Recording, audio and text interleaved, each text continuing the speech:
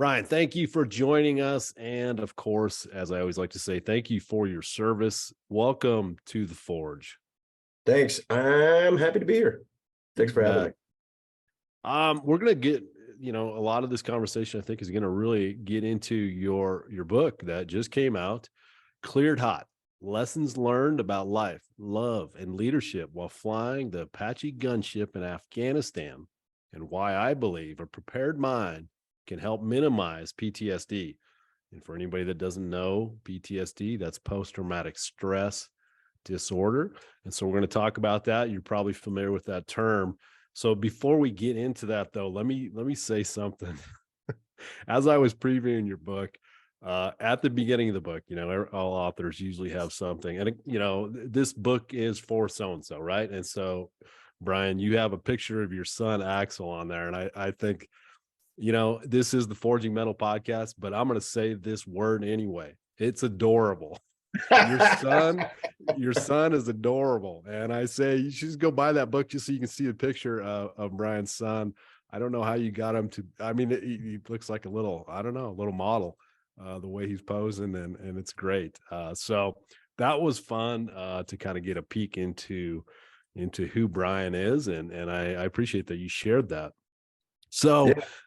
Let's jump into this before we get to maybe the good stuff of your book and that sort of thing. Let's get to know Brian a little bit. What you flew helicopters in combat, and what drew you to that? Was that something you always wanted to do, or how did that path unfold? It isn't something I always wanted to do. I actually thought I was going to be a veterinarian. And then I thought when I got a little bit older, I was like, well, I like money, so I want to work in finance. And then I realized I had these other needs. I've always been kind of an adrenaline junkie, if you will. I really loved playing competitive sports. I loved doing, those type of things. And I was patriotic. I've always been patriotic. Even before I left the country and confirmed the fact that we are the greatest nation in the world, I felt that before proving it, right, and going and seeing that it's true. And so it was kind of a natural fit. I needed something to pay for college, to be honest. I was like, hey, I'm one of 8 kids. My dad's a teacher. I did have a football scholarship, but it, wasn't a full ride. And, there's these other things. I'm like, well, if I'm going to make this through, I got to find a way to pay for it. So military kind of fit all those niches. It was an adrenaline fix. It fit the patriotism. It gave me a sense of purpose, an honorable mission to embrace, and it paid for school. So it just was a natural fit. Now, as far as flying a helicopter, I didn't know exactly what I wanted to do in the military. I just wanted to do something that was kick ass. Right. And so I didn't want to be, I know there's office jobs, right? And then, of course, even no matter what job you do in the military, they'll try to push you in an office. That's just the natural progression. But I got an incentive ride in a Black Hawk, and as a young cadet, and I was enlisted for 7 years, and then I became a cadet, I was just like, yes, this is what I want to do right here. Of course, he tried to do what every pilot does when they do an incentive ride, is we're going to make everybody puke, So they did things that I didn't know a helicopter could do. And I was like, yes, I'll take 2, please. Sign me up, huh? Yeah. So that was it. That was all she wrote after that. I was like, how do you get this done? And like, you got to compete, order of merit, all those things. Okay, where do you got to be on the order of merit? Let's make sure let's get this happening.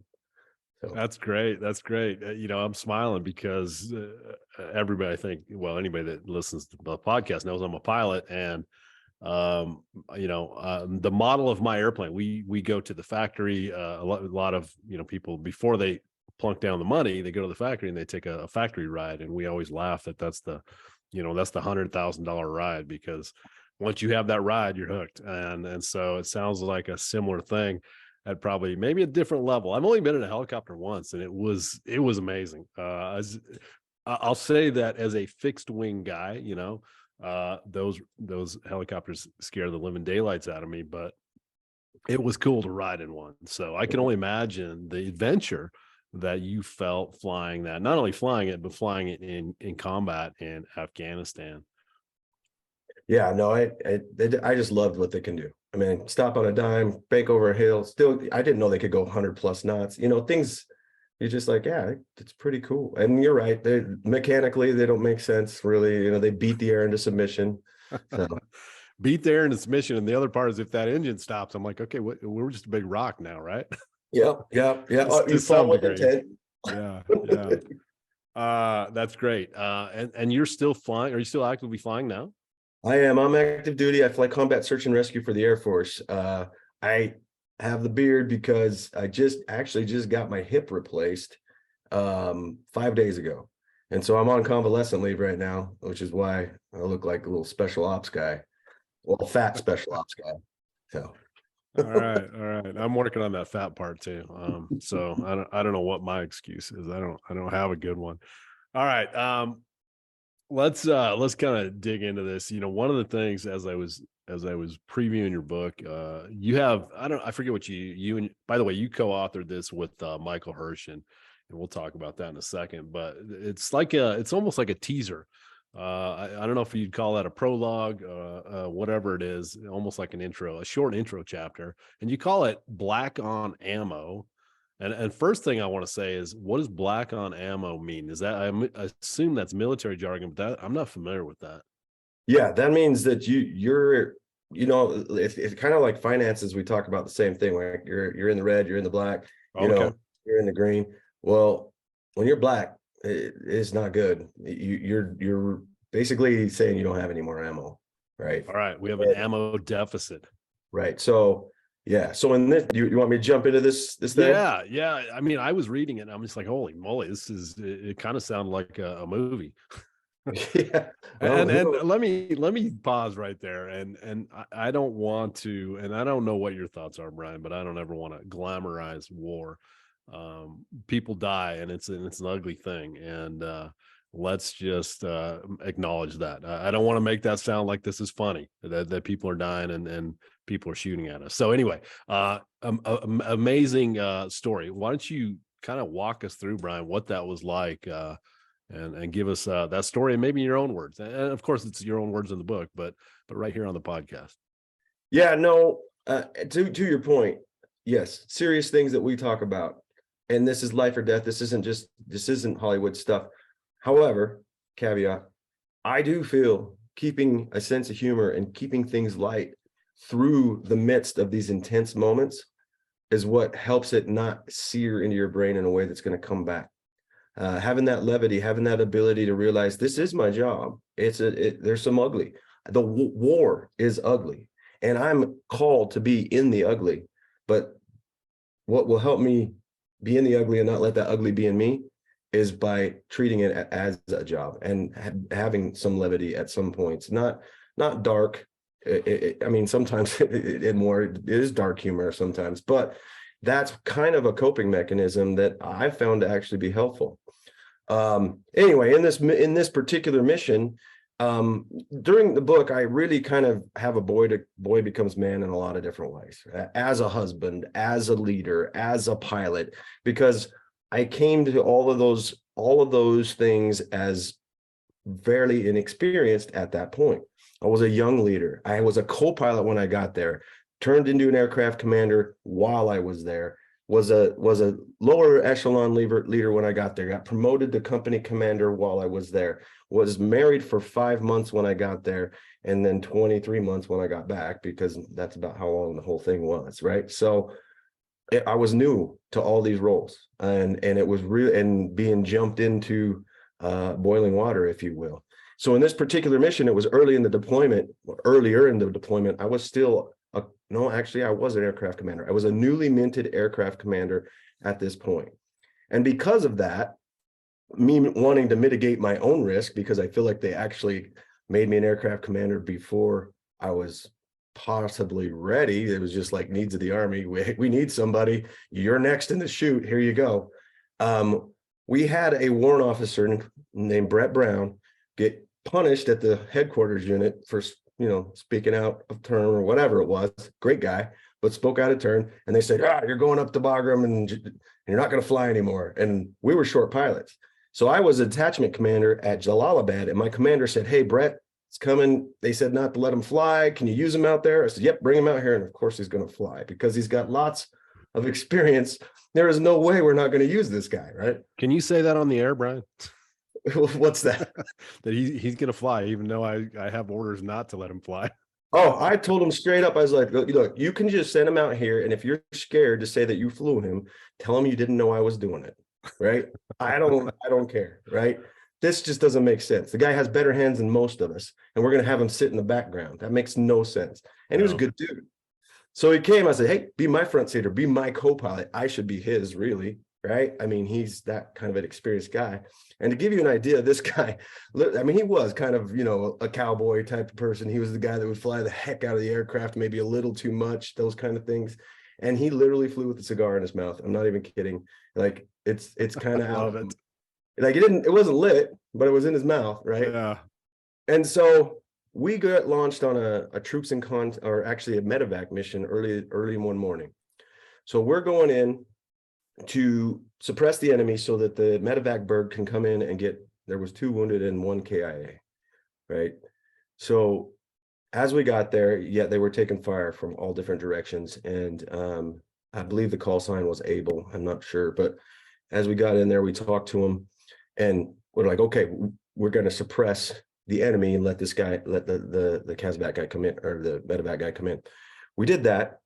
He picks up the guys, leaves. And to give you kind of an idea, it was a big mountainside, and there was this ridge line that came down to like a point, and that was the only bald spot. There was other trees and rocks everywhere else, and these guys were fighting on one side of this hill and taking fire from above and below from Taliban. And there was that bald spot where the medevac was able to land, to get the guys on and take back off.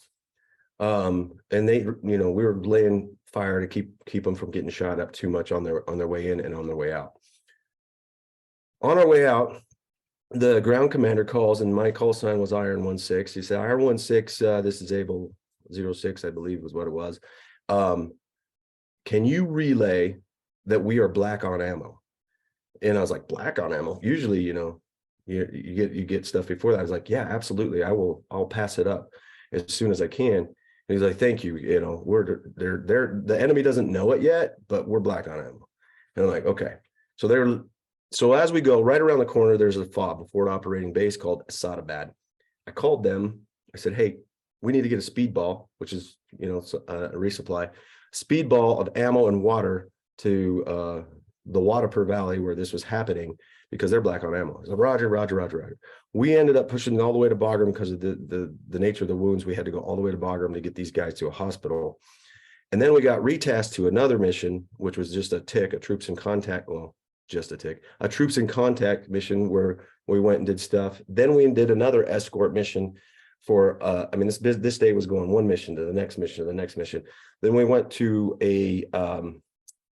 another escort mission, and we're on our way back. Now, at this point, we'd flown about 8 hours in the cockpit, which is a good day on a normal, and several missions. I think when we're probably about done, on our way back, they call us and say, hey, we got another emergency medevac up in that same valley that we went to earlier in the day. And I was like, okay, well, we're going to need to request an extension because you got certain levels of hours you're allowed to fly without extension, because this is going to take us past our limit. They said, okay, extension approved. So we head out there and go into the same valley. I can't remember how many wounded and whatever at this point. Get in, this time there's a lot more enemy. And I could see, some flashes through the trees, things like that. And so we're really pinning it down, and they come in and they pick up the dudes, and we start to head out, and I get the call again, and he's like, is this the same Iron 16 that was in here this morning? And I'm like, yes, this is the same Iron 16. What's up? How can I help you? He's like, we never got a resupply. Right. And I was like, holy crap, they've been here all day. And I found out later, medevac missions all day. Guys getting wounded, guys getting killed, guys getting wounded. Of course, they can't return fire. And then he's like, there's a lot more urgency in his voice on this time, and desperation, because he's like, and the fucking enemy knows. They know, Wow. because and I'm like, dude, I did send that word up, but I will make sure you get ammo. I'm not going to put it in the radio. I'm going to make sure that it happens. Okay. And he's like, okay. So we go back around the corner and I'm pretty fuming mad. And I'm like, going through all these, like, who didn't do this and who didn't do that, and all the things that I can't affect right now, basically trying to just lay blame somewhere, right? Which doesn't help anybody at this point, right? And that's what the conclusion I came to pretty quickly. I'm like, dude, you're wasting time. Who cares what the mistake was? Who cares where it's at? Let's figure this out. So I talked to ABAD and I'm like, what happened with this? They're like, long, pause, everything. And they're like, we don't know. We don't know what happened with it. I said, well, I need you to get up to somebody high right now on the radio, tell them the urgency of the emergency, make it very, very clear. This needs to be priority one, right? And then I need you to get back with me because I'm not leaving the airspace. I actually called on our way out. There was another Apache coming in and sent them with this escort. And I stayed at ABAD. And I called for another Apache because I knew how nasty it was getting in there. And I was like, let's get 2 Apaches all overhead and just start to lay some lead. He gets back to me and he's like, as soon as they can get anybody out there, it's going to be at least an hour. And I'm like, dude, they have nothing. And they are closing and pinching on their position. And they know they don't have nothing because, one shot here, one shot there. That's all they're getting out as far as defensive fire. And I'm like, what in the world? What can we do? What can we do? That's like, I'm waiting for my wingman to get there. So I was like, well, we'll get overhead, but then that's just a short-term fix. Maybe that'll work.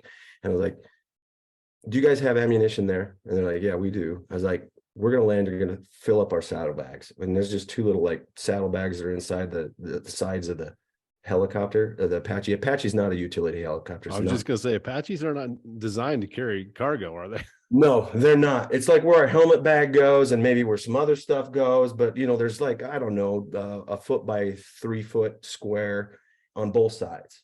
But you could stick quite a few M4 rounds in that, right? Okay. And so they did, they bring out trash bags of loaded magazines and fill and stuff them in there. We're already power limited. I just took gas. So the big thing is are we gonna be able to land up there? I don't know.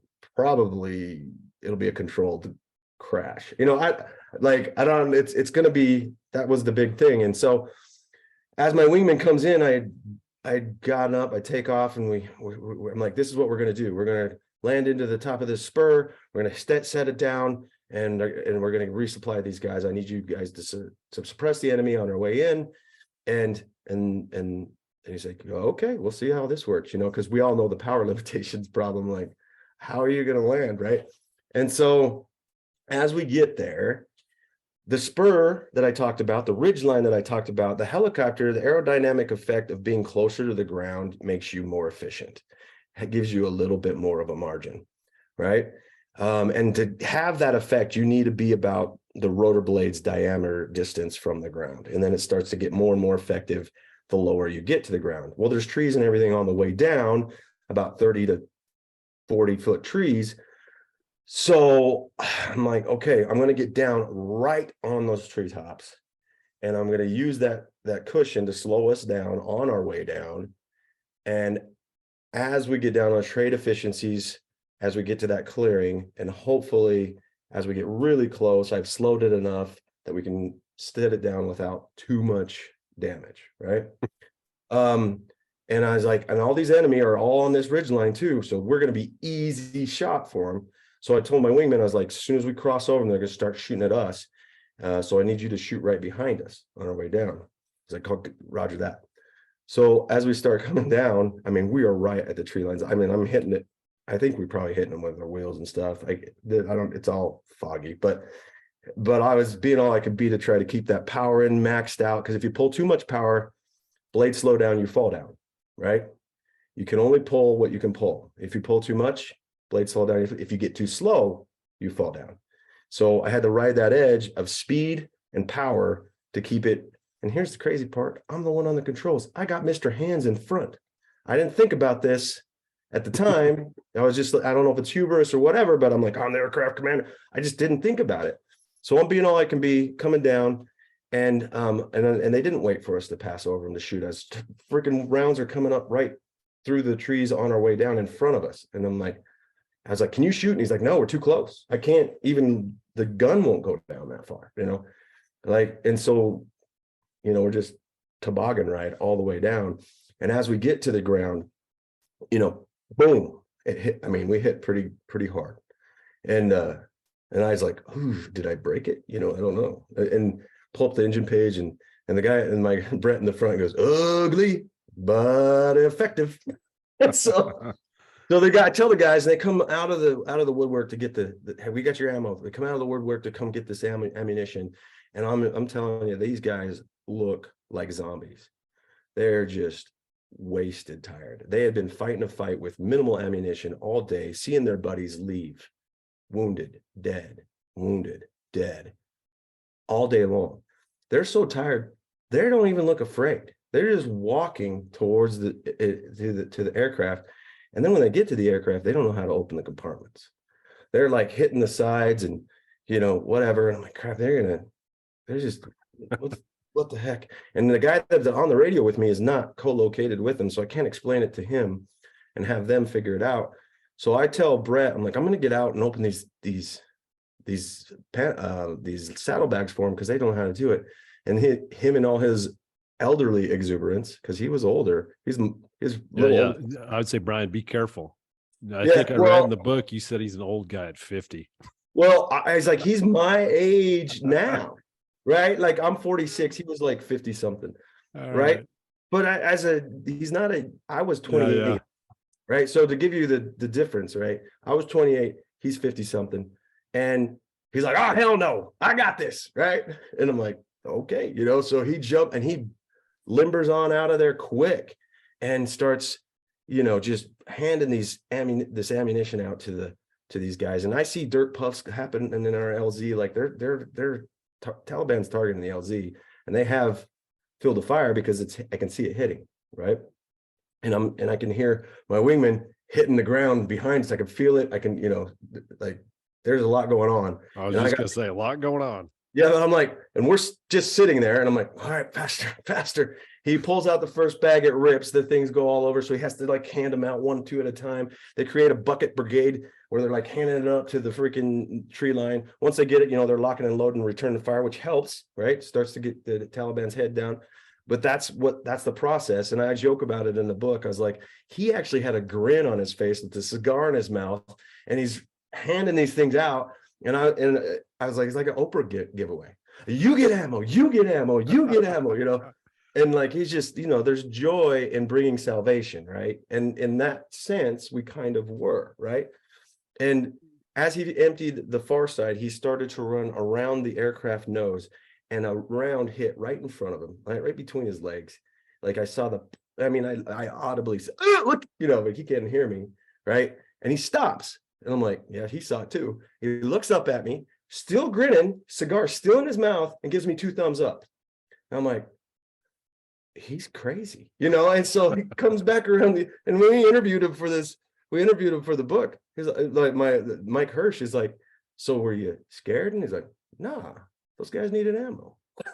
So like, and he goes, priorities. He goes, they weren't shooting at me, they were shooting at him. They were just missing. So he comes back around, unloads everything, jumps back in, and now we have a little bit more power. I scoop off of the edge, and we're not broken, and then we come back around. We did take rounds on that. We actually took some through the tail and some other things, but we came back around and then engaged the enemy. And at the end of the day, suppressed, and the friendlies were able to get their ammunition, and it's not I wouldn't call it a win because of all the damage and the carnage that happened that day, and the anger I felt by the breakdown in communication. But it taught me a really important lesson that can be applied to everybody's life, and that is affect what you can affect, right? Don't waste time worrying about who messed up or who's to blame or affect what you can affect now. Was that the best way to attack that problem? Probably not. Now that I've had times to figure out the other. I mean, we could have went in there and laid down suppression, and maybe the guys get there in time. Maybe we could refuel. There's other ways I could have done it, but that's what I could affect, and that's what I saw at the moment, and that's what I decided to do. Best option, probably not. An option, yes, and I could affect it, right? Wow, there's So so many lessons in there. I like it. yeah, so that's really what I learned from it, and I was just grateful to fly with a guy that was willing to do it with me, because not a lot of pilots would have been. They would have been like, oh, Yeah. and the other thing that was funny too, we got 2 more extensions at that point because we kept pushing that timeline. Jeez. And I told him, I said, well, now it's up to the 2-star for the approval for the extension. And I sent out the request, and I told Brett, I was like, look, I sent out this request. I don't know if we're going to get it or not, but are you with me? We're doing this regardless, right? And he goes, I'm with you, boss. like I loved it. Like, I had a guy who's not worried about the bureaucracy, the politics. He's worried about doing what we need to do, right? And that's what I was worried about too. Yeah, it's funny to me that, I'm flying my cushy little airplane that I have, and if I do a cross country flight where I'm in the cockpit for 6 or 7 hours, I'm like, man, I'm exhausted. I want to get out of this airplane. It's a long day. For non-aviators out there, it's a long day just to be flying around with nobody shooting at you.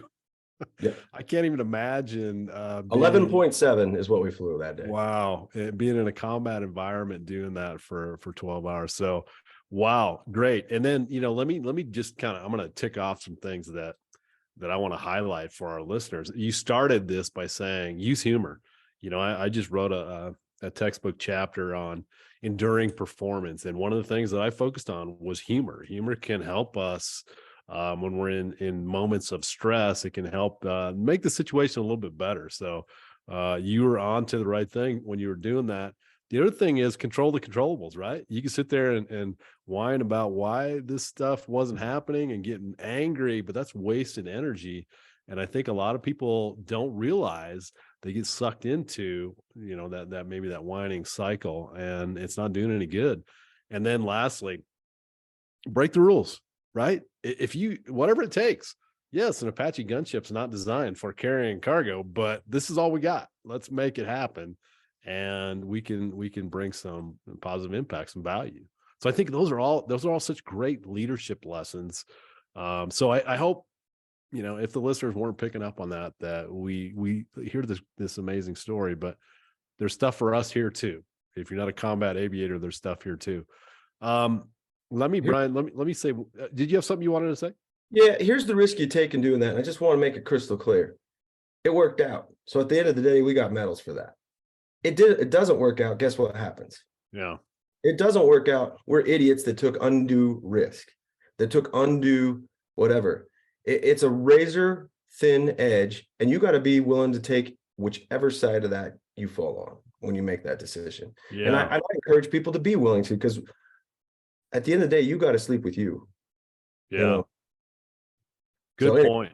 Yeah, it takes courage to do that. Let's. I appreciate you saying that, because let's not. It seems simple on a podcast to say that, but to break the rules and know that this might be a disaster and I might be punished for this, that takes courage. And but I also say that's what good leadership is, knowing when to break those rules and do whatever you need to do. Because here's the thing: we can easily hide behind those rules and say, I'm not going to do this because that's against the rules. And in that situation, maybe a lot of people would have died because of it. So I don't know what the right answer is of when to break the rules and when not to, but I appreciate what you're saying, Brian. Sometimes it doesn't turn out as the way we want. So you get hung, and you got to be willing to do that. And that's what I loved about Brett.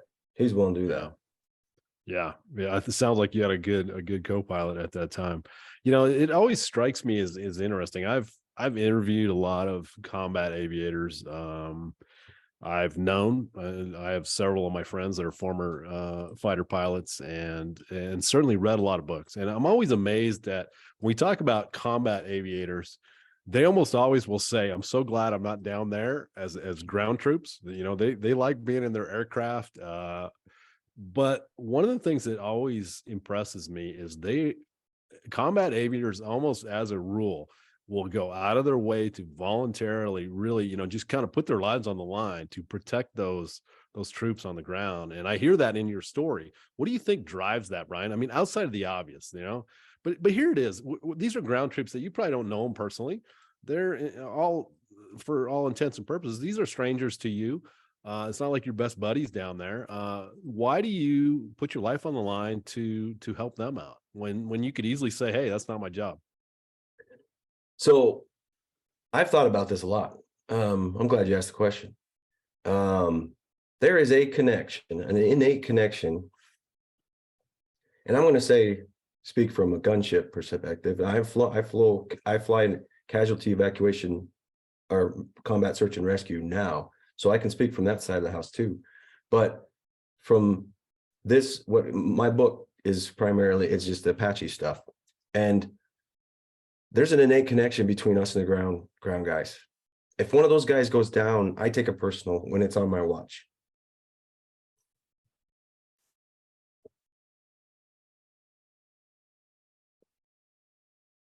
So I told you I get emotional sometimes, but That's all right. So do I. But my current girlfriend noticed this with me recently. I'll meet somebody from the military, and I'll say, "Hey, great to meet you, brother," right? And I'll say that, and I'll meet somebody in business because I have other business and stuff that I do. I'll say, "Great to meet you," and she's like, "You only call people brother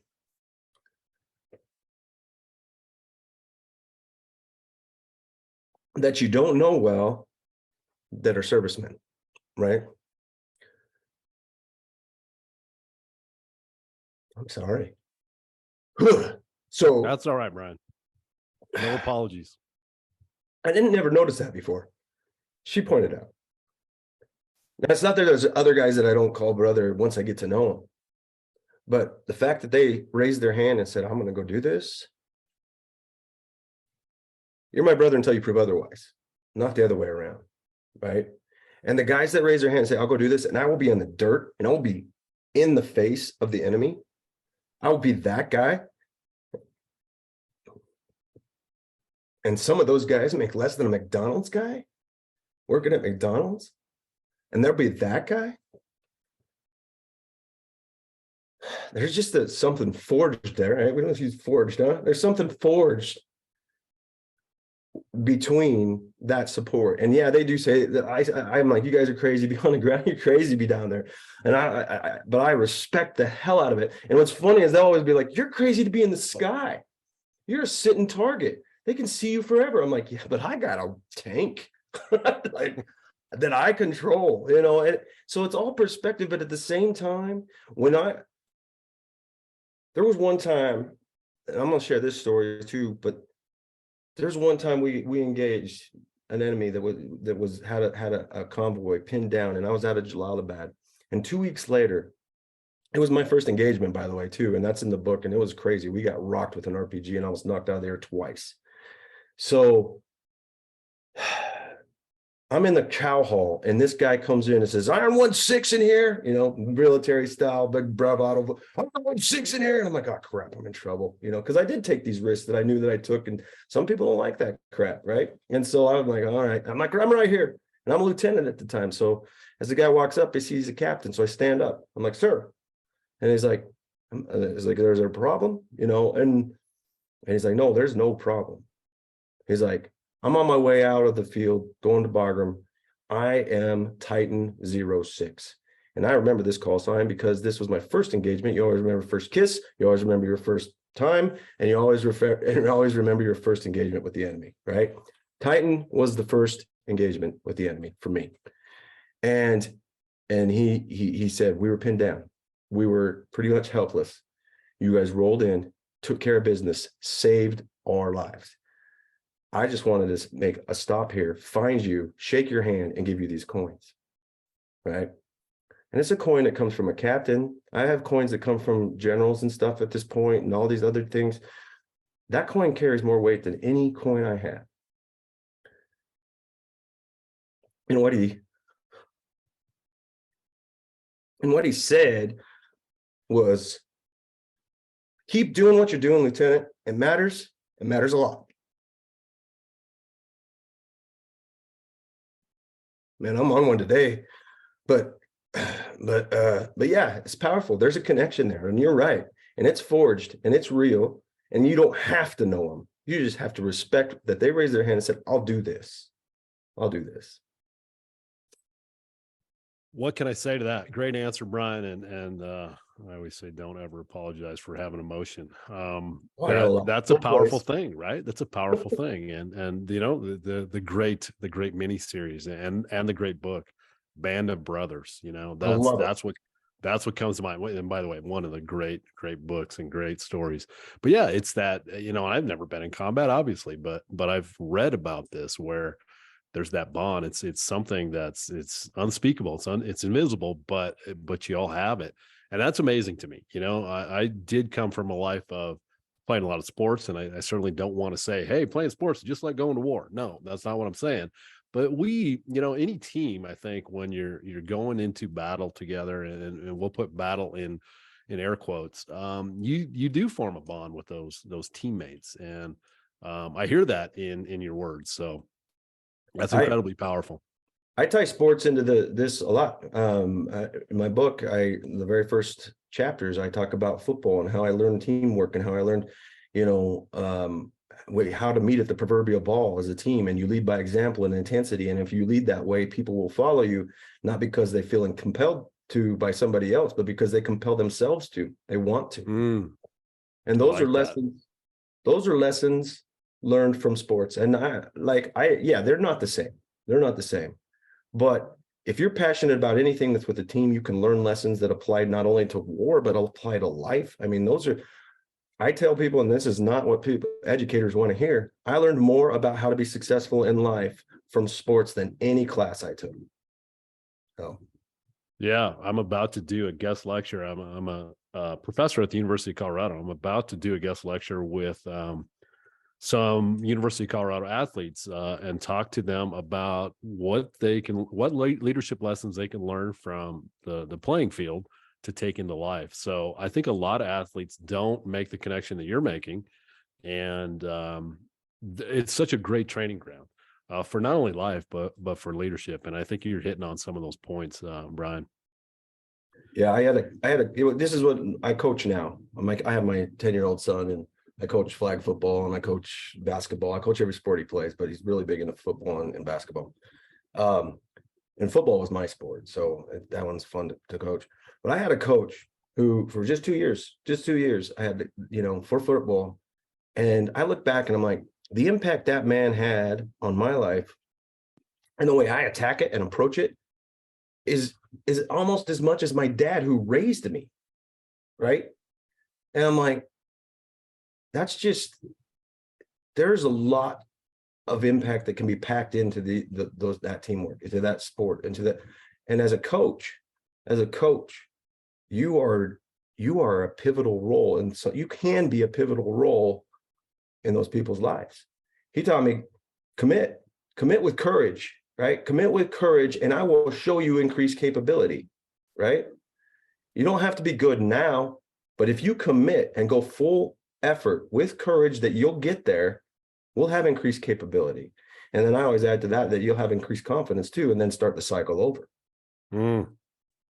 Confidence, that's a big one for me lately. I've really been focusing in on how do we get that? How do we develop that? You know, I say to clients that I coach, I go, well, I can bring you part of the way with confidence. We can do some coaching and some mindset training, but at the end of the day, you got to go out there, and as the quote that I like to, you got to engage in battle, and you got to forge that confidence on the playing field and out there mixing it up, and you can't get that from a book.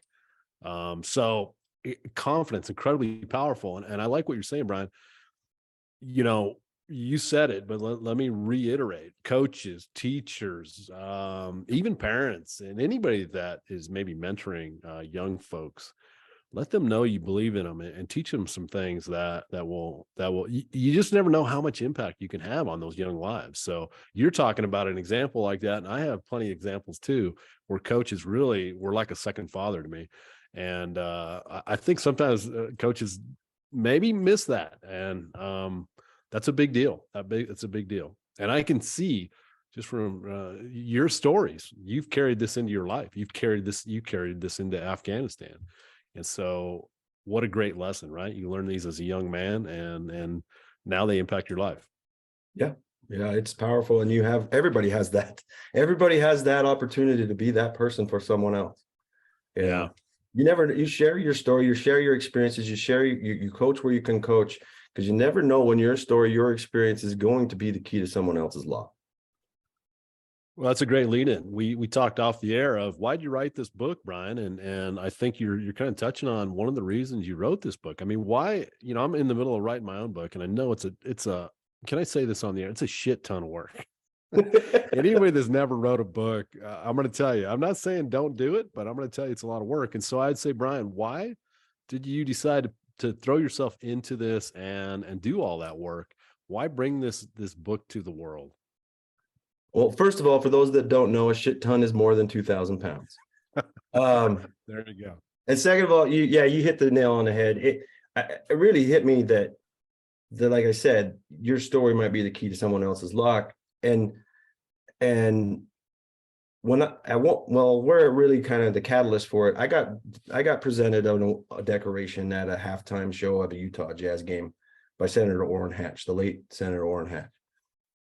And I've never been in a situation where it was that big of an audience or that big of a whatever, and honestly pushed for it to be in a closed room somewhere else, but it's a senator, so of course it's got to have like this stage, right?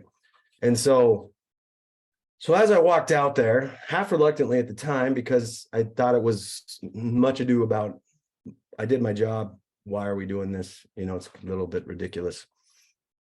And I'd been to that game the whole first half, and the Jazz were actually winning. And so there was a lot of cheering and a lot of whatever going on. And as I walked out there and they started to read the citation, it was deafening. It was the loudest that it had been that whole time, right? And everybody's standing, and I was just like, wow. Gratitude filled my heart for being, once again, greatest nation in the world, but two, in a time period where the people may not agree with the politics, but they support the soldier, right? And then it hit me. They don't know me. They don't know me. They don't know anything about me. They just know I was like we just talked about. I raised my hand, and they're grateful that I raised my hand, and they're grateful there's other men who raised their hand, and they're grateful for that. And they want to show it any way they can. And that's one way that they could. And I'm sitting there, and I was out there getting an award for some crazy thing that happened, It was a mission where I got my engine shot out, my flight controls were jammed, and my co-pilot took a round to the leg. And so it was a crazy situation, a situation that taught me lots of lessons, and I felt stronger for it. And then it hit me. I was like, wow, I have a lot of these lessons that have helped me become a stronger, better version of myself. But how selfish is it if they'll only serve me, right? I don't think that those type of intense situations, not a lot of people have that many intense situations in their lifetime to use as teaching points. So those need to be used as teaching points, not just for me, for as many people as possible. And what I started to realize as time passed on is I felt stronger and better because of those experiences, and more prepared for life because of those experiences. And many of the people that I served with that had similar experiences did not. Many of those people were struggling with life because of those experiences, because trauma has power. Trauma is powerful. It can hang you down. It can weigh a weight around your neck, or it can be a foundation that you build upon. It's a lightning bolt. A lightning bolt can freaking kill you, or it can power a city, right? So it's how you use that lightning bolt. And when I started to see that, I was like, well, why me? Why am I digesting this in a different way? And I got together with people way smarter than me that have the PhDs and all the letters and all those things. I said, why? Why am I experiencing post-traumatic stress growth? Like, right? Yeah, it hurts. I don't like that I had to kill people. Nobody likes that. Like there was a lot of ugly. I was part of that ugly, but that ugly wasn't in me. Why? Why is it sticking in some people and pulling them down? And we kind of, dissected what I was doing, what I wasn't doing, my history, my family history, all that stuff. And there were things that I can't teach. Some things you come to this earth with, some things you have a nuclear family or you don't. Sometimes you're abused or sometimes you're not. There's those things I can't affect, but there were things that were teachable that I was doing that we put into the book, right? And here's the deal: trauma is trauma, pain is pain. It's not war. Everybody has that, right? Everybody deals with that thing. Everybody either takes a lightning bolt and lets it freaking shock the hell out of them, or they power a city, right? And so, and it's not, I'm not blaming people that don't do that. It's a matter of knowing how to do that, right? And so that was the catalyst. That was the purpose. That is my purpose. I'm retiring soon. And we're building a training that is going to teach people to take trauma and turn it into triumph, because that's what it can do. It can be your superpower, not your freaking weight around your neck, right? But it's an understanding that gets you there. It's an understanding of why, and an acceptance is really an acceptance of who you are. That's as basic as it really is. Acceptance of who you are, that those things didn't break you. They are going to make you. Things don't happen to you. They happen for you, right? But it's a perspective shift that has to happen in order for people to use that lightning bolt to start a city. Otherwise, they just internalize that power. And man, that is destructive. So that's why I wrote the book. That's a compelling reason to write a book. And I applaud you and all authors that go through that process to share that with people. And I'm also always encouraging people, read more books. Read more books, because you got folks like Brian that have put all this work into this to share his knowledge. And what's that? A shit ton. Yeah, a shit ton. And to share that, and let's be honest, for roughly $15-20, you get to benefit, and myself. I read a ton of books, and myself. We all benefit from what that author's done, and so that's how we get better. In my humble opinion, I love the lightning bolt. That's great. What a great metaphor to kind of think about. It can be destructive, or it can be incredibly powerful in a good way. So, this was obviously this is what your whole book is about, right? It's this idea of, why do some people thrive and why do some people suffer after trauma? One thing I want to say, you kind of touched on this lightly, but let me emphasize your trauma, Mr. or Mrs. listener, or Mr. whoever's listening. You don't have to be in combat to say, hey, I've had trauma too. I don't like it when people get into this battle of whose trauma is worse than the others. So just because you weren't abused as a child, or just because you weren't a combat aviator, your trauma is real too. Whatever that trauma is, in our minds, that's real. And it's something that needs to be validated. So don't let anybody make you feel bad. Like, oh, you got it made. That's not trauma. This is trauma. I see people do that. And it's called trauma envy. It's trauma envy. I just made that up just now. Yeah, well, maybe it's like my trauma is worse than your trauma, right? Yeah. And so if my trauma is worse than yours, then you shouldn't be complaining. That's ridiculous.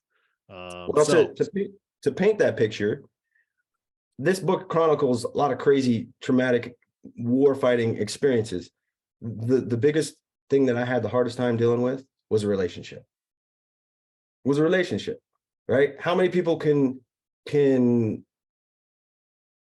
relate to that, right? Yeah. A caustic or unhealthy or whatever you want to call it relationship that caused more pain and more trauma than killing hundreds of enemy, right? And it was partly because of the preparation. I was prepared for one, I wasn't prepared for the other, right? But that, to your point, that's why I say trauma is trauma, pain is pain. It's all on acceptance and digestion, right? That's how you turn it into triumph, right? And you can get your trauma from any number of places: digestion and acceptance. Yeah, boy, I feel like I'm with you on that one. Relationships probably give me more trouble than anything else. Not to say, again, not to make light of combat, I think I'd rather go into combat sometimes than deal with a bad relationship. It's tough. It's real and it's tough for most of us. And so yeah, that's a good one. I felt like there was something else I was going to add to that, but I don't know what it was. Maybe it'll come back to me. I know that my listeners get tired of hearing me say this, but it's true when I say this. I love these conversations when I feel like, hey, let's grab a beer, Brian, and let's do this for 2-3 hours. But we do have to be cognizant of your time, Brian. I appreciate you taking the time to kind of spend with us. This has been fun. I hope the listeners are as riveted by your stories as I am. So how can people work with you, Brian? How can they find your book? Those sort of things. And we'll put whatever Brian is about to say in the show notes. But Brian, how do we get in hold of you? Yeah, I have a website, www.clearedhot.info. So it's .info, not .com. And if you go clearedhot.com, there's actually another podcast that I was on.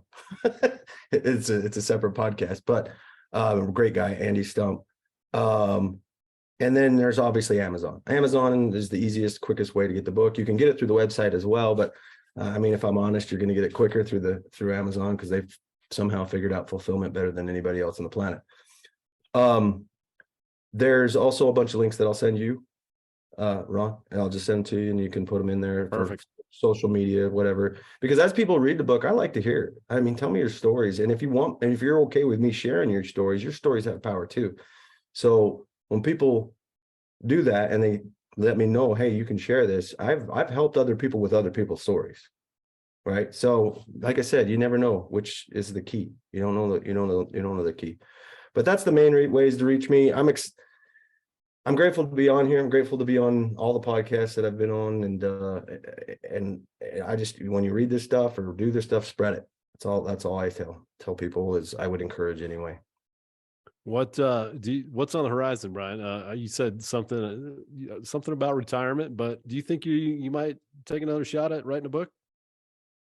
So I have a whole nother litany of deployments as a combat rescue pilot. And it was during the most busy time in combat rescue's history. We were flying up to 9 missions a day. Lots of crazy stories with that. I've had a lot of people say, when are you going to write this? Because they know those stories. They don't know these stories, right? And I don't know. We'll see, because it takes a shit ton of work. If this one's been doing pretty well, if it continues to do well, then maybe I will. I have to have a purpose for it, though. Like this one, if it was just the stories, I wouldn't have done it, right? There has to be a reason. And so I got some things mulling around in my head of how we can make that other book purposeful and in a similar but different way but the next horizon, really the short term for me, is I got a nonprofit called Trauma to Triumph, and it really is a container training that has proven to be super effective for people. They come in thinking they're broken and they leave realizing they never were, right? And now, Brian, is that active now, or that's in the pipeline? So it's active. What right now the training exists as I went through it with a guy that facilitates it, and I loved it, and I was like, this is something I want to make for the military, right? And he's like, yes, let's do it. So we're partnering up on it. So right now I'm sending people to his existing training while we're building and standing up the one that's going to be a little bit more intense for the military, right? Outstanding. And so anybody that wants can hit me up, and we'll get them to the training now. All right, let me clarify. Is this for civilians as well? Anybody can go. Like the one that I got right now, anybody, and I would encourage anybody to go, because it's not cost prohibitive. I mean, it costs a little bit, but it's not like some of these other things that are going to like break you, take out a mortgage, finance, all that kind of stuff. And the reason I'm setting up the nonprofit is because I'm going to make it basically to where anybody can go, and it's not going to be cost prohibitive at all. Like they're very minimal to get into it. So that's the whole reason I'm setting that up, is so that nobody says I'm not going because it's too expensive, right? Good. So that's great. But I would also add, don't be afraid. dear listener, to invest in yourself.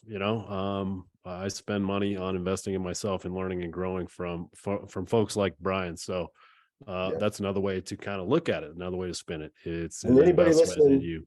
when they have it, you have my links with my social media. Anybody listening, hit me on those if you're interested in this, and I'll get you. I'll get you. There's limited spaces, but we'll figure it out. Awesome. Awesome. All right, Brian, let's get to this heavy last question we do on Forging Metal. Again, for new listeners, perhaps we just want to normalize failure. All people fail, and sometimes it's ugly. So, Brian, what would you share with the listeners about what's your greatest failure and what did you learn from it? So my greatest, hey, I've already been emotional on this thing, so I gotta take a couple deep breaths. Um, for those, you mentioned my son on there and how he's just amazing. So those of you who don't know, he's adopted. He's African American. Part of the reason he's so amazing in that picture, he's got a gigantic fro as a 2-year-old. But I adopted him at day one. Like I always tell people, I got him wet. So I'm the only dad he's ever known, right? And he's 10 now. I'm also hinted at the rough relationship with his mother. That is covered in the book. Well, that relationship lasted 10 years. At the 8-year mark is where we picked up my son Axel, right? And eventually I realized that it wasn't a good place for him with the mental illness that she was dealing with and things like that. And so we decided to go ahead and divorce. And I'm now the sole parent of Axel. But a couple years after that divorce, I really felt this. I felt like I needed to provide a family for my son. I didn't realize I already did, right? He and I were a family. There didn't have to be this bigger picture. The picture was good, but I felt this urgency and pressure to create a family for my son. And I met a woman who had a couple kids and started to date her, and there were some red flags, but I pushed through those red flags because I wanted to force this issue, right? I wanted him to have siblings. I wanted him to have a mother influence. I wanted him to have these things. And I didn't pay attention to things that I should have paid attention to. And she ended up mistreating him. And that's ultimately a big part of what ended the relationship, but it took me way too long to see it. Way too long to see it because I was blinded by my own idea that I wasn't enough, right? That somehow there needed to be more for him to get the most out of this life. And I have a really hard time forgiving myself for bringing someone into his life, encouraging him to trust her and treat her like a mother figure, which he did, and then having that completely taken advantage of and used against him and hurting him because of something I was pushing, because something that I didn't take the time to put due diligence in. And he's good now. I've got him through, I put him in counseling, I put him in things, I got rid of the relationship, but it was too long. It never needed to happen to begin with. Everybody listening, you're enough as you are. You're enough as you are. That doesn't mean you can't grow a family. That doesn't mean you can't find more support. That doesn't mean those things can't happen. And it's great if they do. But forcing that issue because you somehow don't feel like you're enough is just stupid. Because you are. That's my biggest regret.